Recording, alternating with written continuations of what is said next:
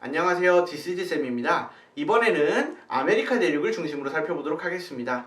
자, 아메리카 대륙은 남북으로 길게 뻗어 있는 형태를 가지고 있고요. 보통 두 개로 구분해서 사용합니다. 자, 여기 있는 리오 그란데 강을 기준으로 해서 위쪽은 앵글로 아메리카라고 부르고요. 아래쪽은 라틴 아메리카라고 부릅니다. 그래서 오늘은 라틴 아메리카를 중심으로 살펴볼 예정입니다. 이유는 앵글로 아메리카에 속한 나라가 두 개밖에 없기 때문이에요. 이 두 나라는 상당히 사이가 좋습니다. 요즘 사이가 좋은 관계를 뭐라고 불러요? 케미가 좋다라고 부릅니다. 케미, 캐나다와 미국입니다. 그래서 미국은 2학기 때 조금 더 자세히 살펴보기로 하고 이번에는 라틴 아메리카 중심으로 보도록 하겠습니다.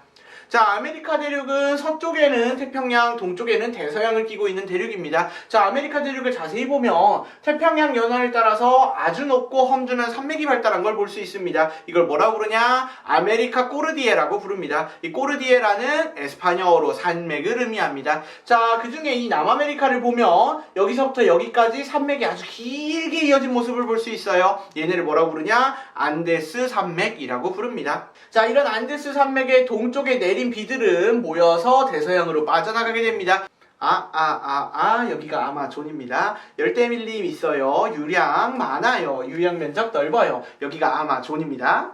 그래서 여기에 보면 아주 짙은 초록 색깔로 표시된 여기 있죠? 열대 우림 지역입니다. 여기를 흐르는 강이 있습니다. 아주 막대하게 대단한 강이에요. 길이도 엄청 길고요. 물이 흐르는 양도 엄청 많습니다. 얼마나 많냐면 세계 전체 흐르고 있는 물 중에 20%가 이 하천 한 군데서 흐르고 있습니다. 어마어마하게 대단한 강입니다. 아마존 강입니다. 아마존 강이 얼마나 크냐면 자, 강이 흘러 바다로 빠져나가는 곳을 뭐라고 하냐? 강의 입이라고 해서 하구라고 합니다. 아마존 강의 하구의 한쪽 끝에서 한쪽 끝까지, 그러니까 강의 이쪽 끝에서 이쪽 끝까지의 길이가 무려 320km입니다.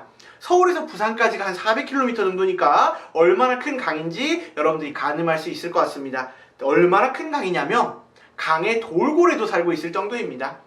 자, 이번에는 다른 하천을 살펴보도록 할게요. 자, 아마존강의 남쪽에 보면 여기 연안 지역이 있어요. 여기 지역을 뭐라고 하냐? 그란 차코라고 부릅니다. 자, 이 일대에 내린 비는 모여서 어디로 빠져나가나? 이쪽으로 빠져나갑니다. 그래서 여기는 라플라타강 혹은 파라나강이라고 부릅니다. 강은 원래 구간마다 부른 이름이 조금 다릅니다. 한강도 바다로 빠져나가는 구간에서는 조강이라고 부르고요. 서울의 서쪽에 있으면 서강이라고 부르고 서울의 남쪽에 있으면 송파강이라고 부릅니다. 원래 하천 구간별로 이름이 조금 다르니까 책에 따라서는 파라나강, 라플라타강이라고 적혀 있을 겁니다. 자, 그 다음 이번에는 해안가를 볼게요. 남아메리카에 보면 여기 쏙 들어간 요 부분이 있는데 여기 해안가에 보면 초록색 1도 없습니다. 여기는 사막이 발달해 있습니다. 자, 아래쪽에서 차가운 해류가 올라오는데 얘를 페루 해류라고 부르고요. 페루 해류 때문에 만들어진 사막, 아타카마 사막이 있습니다. 아타카마 사막은 특이하게 전 세계에 있는 모든 사막 중에서도 가장 건조한 사막입니다.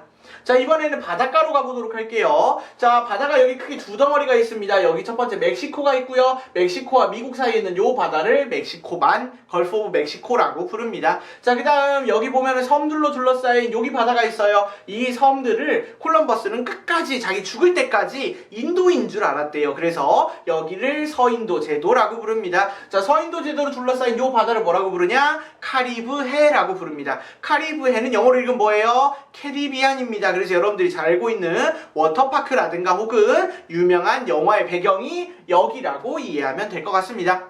자, 이번에는 국가를 살펴보도록 하겠습니다. 자, 남아메리카의 땅의 형태를 보면 어떤 형태인가? 위쪽은 두껍고 아래쪽은 얇은 형태를 띠고 있습니다. 자, 그래서 이런 형태를 띠고 있는 큰 국가가 두 개가 있습니다. 자, 한글로는 갑을, 영어로는 뭐예요? A, B입니다. 그래서 A, B에 해당하는 국가가 한 개씩 있습니다. 자, 먼저 B입니다. B 하면 뭐야? 브라질입니다. 라틴 아메리카에서 가장 크고요. 다른 나라랑 다르게 포르투갈어를 사용하는 나라입니다. 자, 그 다음 더 밑에 쪽으로 가면 A에 해당하는 나라가 있습니다. A에 해당하는 나라 어디예요? 아르헨티나입니다. 아르헨티나는 나라 이름이 뭐예요? 아르겐툼에서 왔습니다. 아르겐툼은 줄이면 AG. 화학에서 배우는 원소 기호로는 은입니다. 그래서 여기는 은의 나라라고 생각하면 되겠습니다. 자, 그러면 이런 갑에 해당한 나라랑 을에 해당한 나라 사이에 껴있으면 갑과 을 사이에 껴있으면 어떻게 써요? 힘들어요. 그래서 뭐가 나와요? 피땀 눈물, 피랑 눈물이 나옵니다. 어디서? 갑 과을 사이에서, 그래서 여기는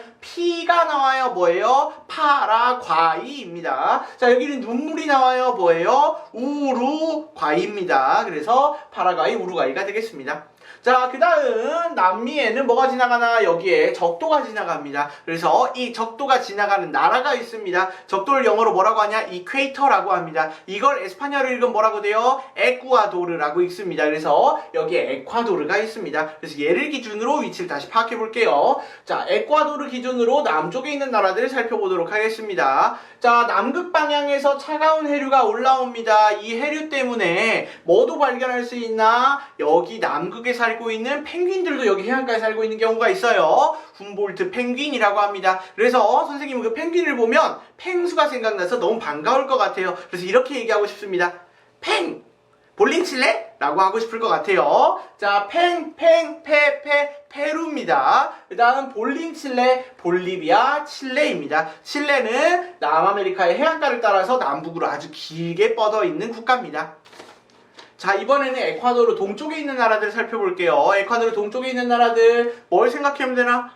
선생님 물어보고 싶어요. 뭐라고 물어보고 싶어? 카페벤에 갔어? 라고 물어보고 싶어요. 자, 카페, 커피로 유명한 국가가 있습니다. 콜롬비아예요. 외울 때 안 외워지면 어떻게 외우면 돼? 키읔으로 시작하는 커피, 키읔으로 시작하는 콜롬비아입니다. 자, 그래서 콜롬비아 옆에는 뭔가? 베네수엘라고요. 옆에 새 덩어리가 있어요. 뭐라? 가수 생각하면 됩니다. 가는 가이아나, 수는 수리남입니다. 자, 가수는 다른 점이 뭔가? 대부분 에스파뇰어를 사용하고 여기는 포르투갈어를 사용하는데 영국, 네덜란드, 프랑스의 식민지였습니다. 그래서 이 세 나라는 약간 예외적인 경우라고 생각하면 됩니다. 마지막에 있는 기아나는 아직도 프랑스 땅이에요. 독립을 못했습니다. 그래서 되게 예외적인 땅이라고 이해하면 될 것 같습니다. 자, 그러면 이번에는 북쪽으로 가보도록 하겠습니다. 자, 남아메리카 끝자락에 보면은 마치 개미 허리처럼 아주 좁은 구간이 나타납니다. 이 좁은 구간을 뭐라고 하냐? 땅은 땅인데 아주 협소하게 좁다라고 해서 지협이라고 이런 땅을 부르고요. 여기에 있는 지협 때문에 여기에서 여기로 배가 지나갈 수가 없어요. 배가 지나가려면 이렇게 삥 돌아가야 됩니다. 너무 힘들어요. 그래서 어떻게 했으면 좋겠어?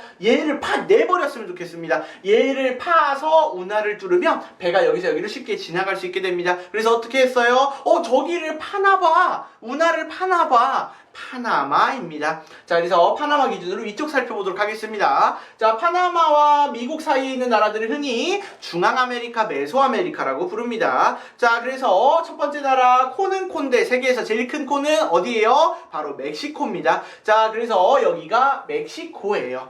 자, 멕시코의 동쪽을 보면은 툭 튀어나와 있는 반도가 하나가 있습니다. 여기를 뭐라고 하냐? 유카탄 반도라고 합니다. 언제 나올 건가? 마야 할 때 조금 나오고요. 그 다음에 여러분들이 과학 시간에 중생대 KT 대멸종 배울 때 여기에 대해서 다루게 될 겁니다. 그래서 여기에 주목해 볼게요. 자, 여기 밑에 있는 나라들 외울 때는 선생님이 너무 갖고 싶은 게 있어요. 돈을 많이 벌어서 선생님 안마의자를 갖고 싶어요. 어떤 안마의자?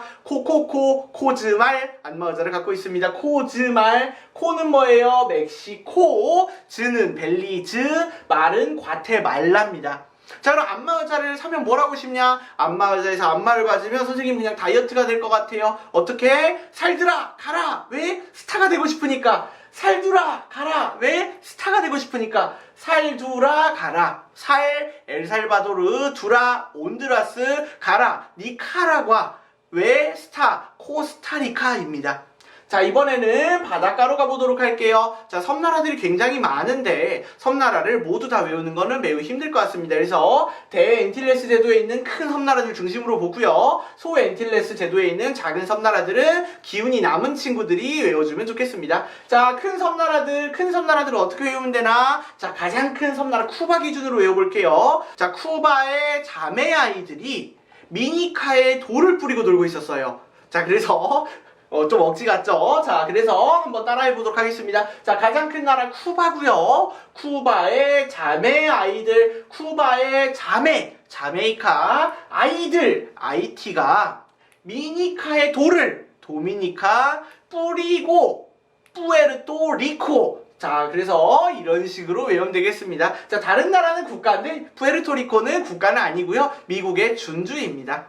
자, 오늘은 라틴 아메리카에 대해서 살펴봤습니다. 수업 듣느라 고생했습니다.